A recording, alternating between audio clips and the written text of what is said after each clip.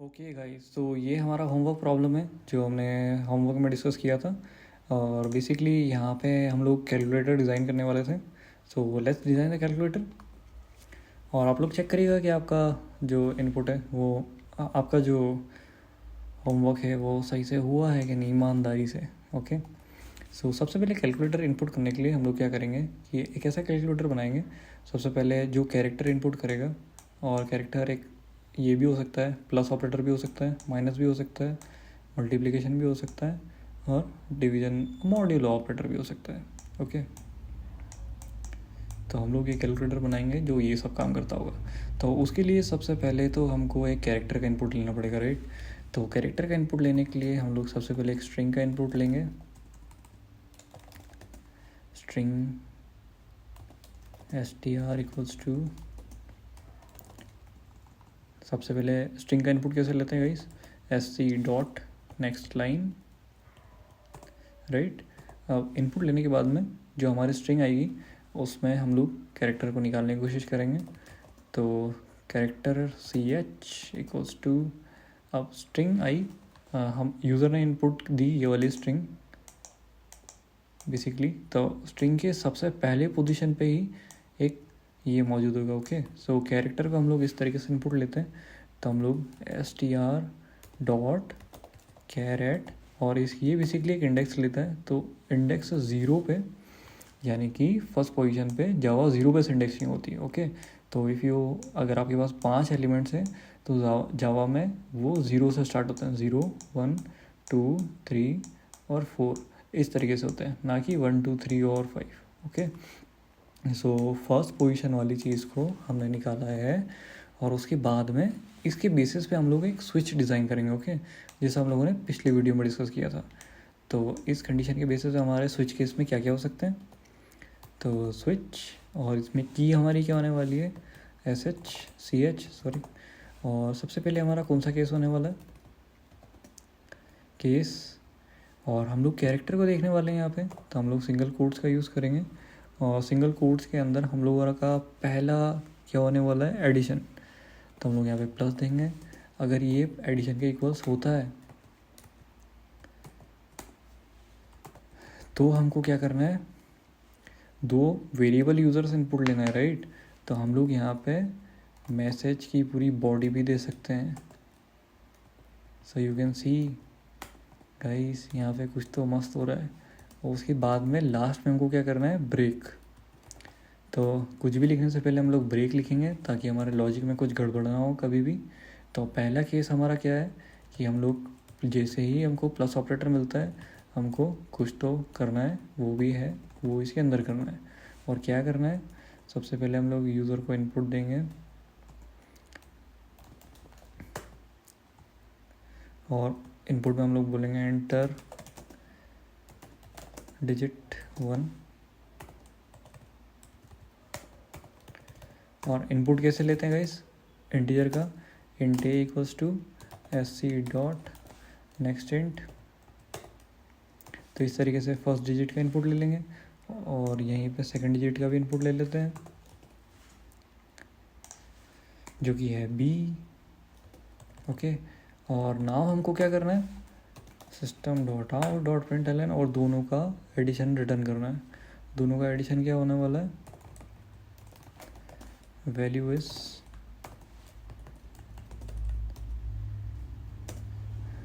a plus b।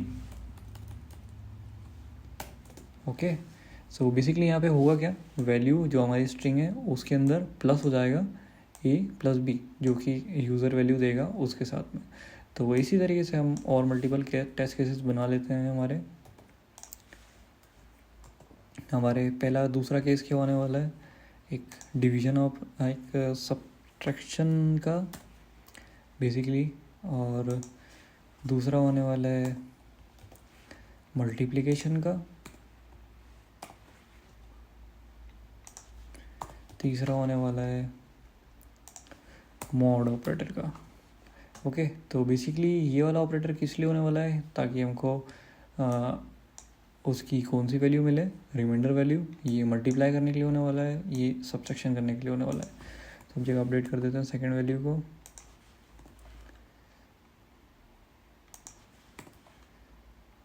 Okay nice guys, तो हमारा calculator बन के रेडी है। बस इसमें हमको फॉर्मूला डालना है सबका। अब इसमें हमको मॉड किसका किसका निकालना है, ए मॉड बी का। तो यहाँ पे ए का मॉड निकलेगा बी से, और यहाँ पे हमको मल्टीप्लिकेशन करना है तो ए मल्टीप्लाई बाय बी हो जाएगा, और हमको माइनस परफॉर्म करना है यहाँ पे तो ए में से बी सब्सट्रैक्ट हो जाएगा। तो ये क्या बोल रहा है, एरर आ रहा है। ओके बेसिकली हमको यहाँ पे डायरेक्ट नहीं कर पाएंगे, तो हम लोग किसी थर्ड टेम्प्रेरी वेरिएबल का यूज़ करेंगे यहाँ पे।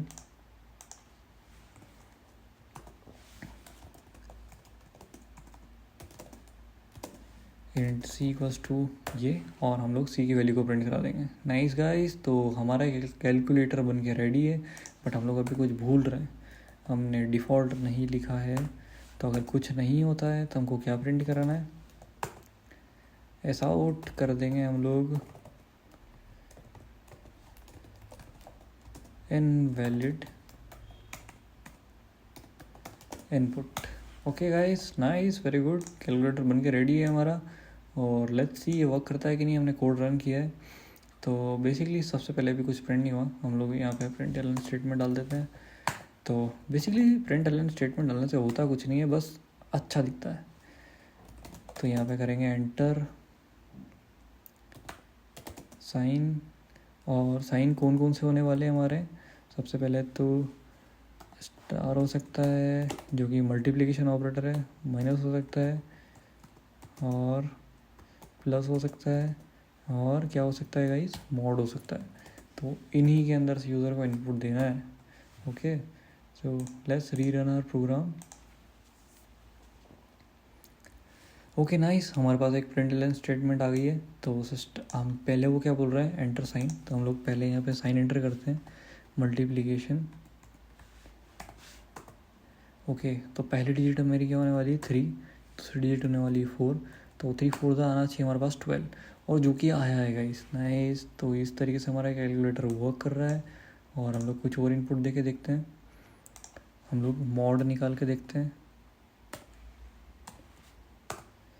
तो हमने मॉड निकालना है 4 का 8 से, जो कि होने वाला है 4, राइट। स्मॉल वैल्यू का मोड निकालते हैं तो स्मॉल वैल्यू ही आती है। तो वेरी गुड गाइस, हमारे कैलकुलेटर बन के फंक्शनिंग रेडी है। और हम एक इनवैलिड इनपुट दे के देखते हैं। तो बेसिकली इनवैलिड इनपुट क्या होगा, ये अब 5 कोई साइन नहीं है। सबसे पहले ये स्ट्रिंग हमने दे दी, और स्ट्रिंग के 0th इंडेक्स यानी फर्स्ट पोजीशन पे 5 होने वाला है। तो इम्प्लिसिटली वो 5 को रीड कर रहा था। तो बेसिकली इनवैलिड इनपुट है। और यू कैन सी हम लोग यहाँ पे केस प्रिंट कराते हैं कि इनवैलिड इनपुट आया क्या है।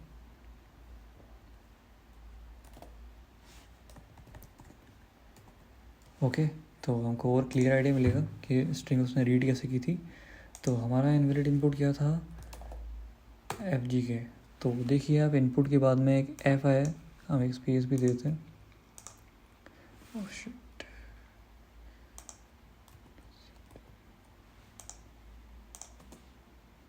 Nice nice nice. तो लेट्स सी यहाँ प्रिंट होता है, गुड। तो यहाँ पे हमने दिया D D D D D. तो अब देख लिए, सबसे पहले वो सिर्फ फर्स्ट पोजीशन वाले एलिमेंट को रीड करता है जो कि डी था। तो वेरी नाइस, हम लोगों ने कैलकुलेटर बना लिया है। और अब बारी है एक रिपोर्ट कार्ड जनरेटर बनाने की।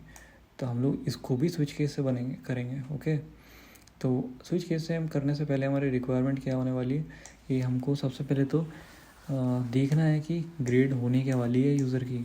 तो उसके जो इनपुट किए हुए मार्क्स हैं उनके बेसिस से हम लोग उसको ग्रेड देंगे, और उस ग्रेड के बेसिस पे हम लोग कुछ रिमार्क प्रिंट करेंगे। ओके तो लेट्स सी, इसी स्विच केस को हम लोग मॉडिफाई करेंगे उसके लिए। तो अभी इसको रहने देते हैं। सबसे पहले हम लोग यूज़र से इनपुट लेते हैं उसकी एज मार्क्स का।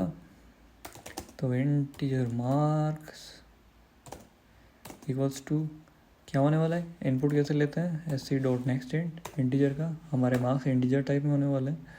और यहाँ पे इसको मॉडिफाई कर लेते हैं, एंटर मार्क्स। तो अब यूज़र जो मार्क्स देगा वो हमारे इसमें स्टोर हो जाएंगे। अब उन मार्क्स से बेसिस पे हम लोग इफ़ स्टेटमेंट यूज़ करेंगे यहाँ पे, और साथ में स्विच भी यूज़ करेंगे। तो आपको और क्लियर आइडिया मिलेगा। अगर यूज़र के मार्क्स किस रेंज में है, 90 से 100 के बीच में, तो हम लोग कैसे चेक करेंगे, marks if marks are greater than equals to 90 and अगर ग्रेटर देन इक्वल्स टू 90 है और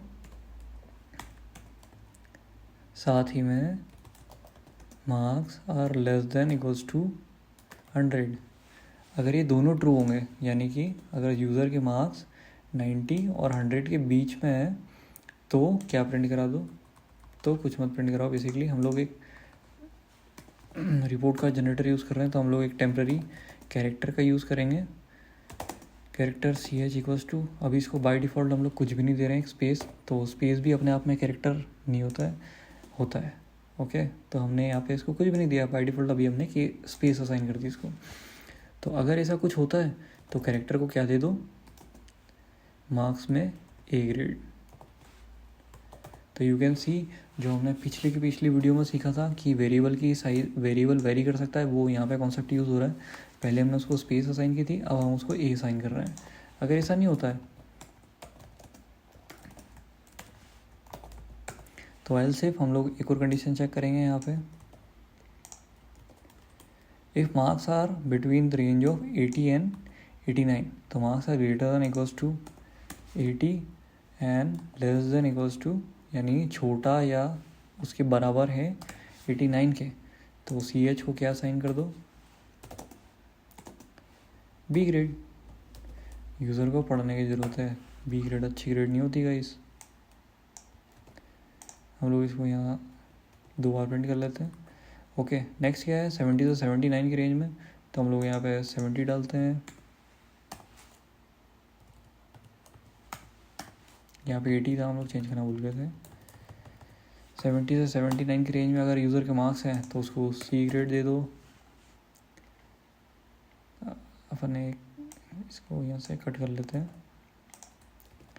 ओके, और अगर 69 से है, 60 से 69 के बीच में है अगर, तो यूज़र को डी ग्रेड ही दे दो बिल्कुल।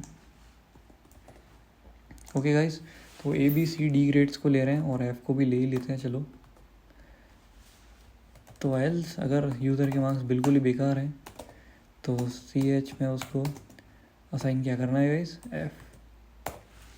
तो बेसिकली यहाँ पे हुआ क्या, यूज़र ने मार्क्स इनपुट किए हैं और हम लोगों ने उसको मार्क्स में स्टोर किया है, जो कि खुद में एक वेरिएबल है। उसके बाद में हमने सी एच बनाया जिसके पास कुछ भी नहीं है, अभी एक एम्प्टी स्पेस है। और सी एच के अंदर अगर यूज़र के मार्क्स किसी भी कंडीशन में ट्रू होता है तो उस कंडीशन में हम लोग सी एच को पर्टिकुलर कुछ ग्रेड असाइन कर रहे हैं। तो अगर वो ग्रेड इक्वल्स टू होती है हमारे असाइन किए हुए पैरामीटर्स पे, तो उसकी बेसिस पे हम लोग स्विच केस क्रिएट कर रहे हैं। ओके, तो हमारी स्विच केस की क्या है, यूज़र के ग्रेड, जो कि हम लोग इफ एल्स स्टेटमेंट से एग्जीक्यूट कर रहे हैं। और हमने इतने ही डिटेल में पढ़ा है कि आपको अभी अच्छे से समझ में आना चाहिए, और नहीं आता है तो आप लोग फिर वीडियो वापस देख सकते हैं। और कुछ भी डाउट हो तो आप मेरे को डालिए कमेंट सेक्शन में, मैं कमेंट सेक्शन अच्छे से देखूँगा। और तो पहले हमारा केस क्या होने वाला है, अगर यूज़र का ए ग्रेड है तो इसको हटा लेते हैं। अभी इतने सारे स्टेटमेंट्स की ज़रूरत नहीं है, अपने को सिर्फ एक system dot out dot print statement काफ़ी है। तो सिस्टम डॉट आउट में क्या प्रिंट करा देंगे, यूज़र की ग्रेड क्या है, यूज़र है ए ग्रेड का, ए ग्रेड। ओके, तो यहाँ पे इसको डायनेमिक बनाते हैं, ग्रेड इक्वल्स टू, और ये हम लोग कौन सी ग्रेड प्रिंट कराएंगे, जो हम लोगों ने सी एच को असाइन की है और जो कि हमारी की है। तो देख सकते हैं गाइस, हमारा केस बिल्कुल डायनेमिक है। इसको वन लाइनर कर लेते हैं हम लोग, एक लाइन में सब कुछ। सो यू कैन सी हमने एक ब्रेक स्टेटमेंट, और इन सारे केसेस को अभी के लिए हटा लेते हैं।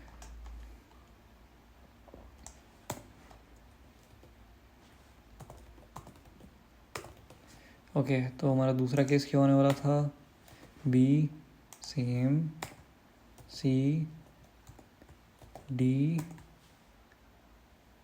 और एफ ग्रेड डायरेक्ट हम फेल कर रहे हैं, ई तो हमारे इसमें है ही नहीं भाई। ओके, सो बेसिकली यहाँ पे होगा क्या, यूज़र की जो एज होगी, यूज़र की एज नहीं, यूज़र की जो ग्रेड होने वाली है इसको हम लोग एक काम करते हैं कि डिफ़ॉल्ट में डाल देते हैं, क्योंकि ये लास्ट है और इसके आगे कुछ है नहीं।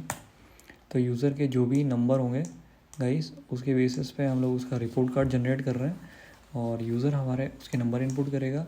उस नंबर के बेसिस पे हम लोग उसको एक ग्रेड दे रहे हैं, जो कि इफ एल्स स्टेटमेंट से दे रहे हैं। और वो ग्रेड मिलने के बाद हम लोग एक स्विच केस में आ रहे हैं और स्विच केस के अंदर हम लोगों ने बहुत सारे केसेस लिखे हैं।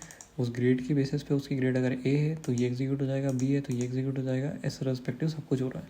तो लेट्स सी हमारा रिपोर्ट कार्ड जनरेट होता है कि नहीं। तो सबसे पहले एंटर करते हैं उसके मार्क्स।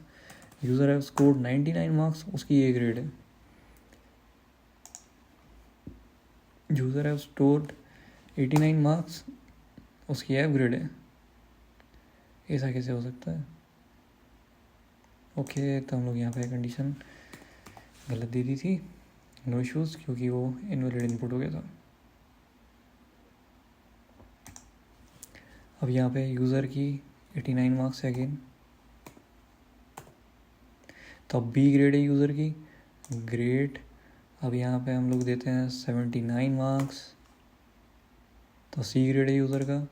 और इसी तरीके से हम लोग देते हैं 0 मार्क्स, तो यूज़र का एफ ग्रेड है। तो इसी तरीके से गाइस हमारा कैलकुलेटर बन के रेडी है। और नाइस, आप लोग ने अच्छा होमवर्क किया और आपके होमवर्क को चेक करिएगा मेरे से मैच करता है कि नहीं। तो थैंक यू गाइस बने रहने के लिए, और अवेटिंग वीडियो नेक्स्ट और भी ज़्यादा इन्फॉर्मेटिव होगी, हम और ज़्यादा कॉन्सेप्ट्स के बारे में बात करने वाले हैं। तो stay tuned and till the time chill and relax और कॉन्सेप्ट्स को प्रैक्टिस करते रहिए। ओके।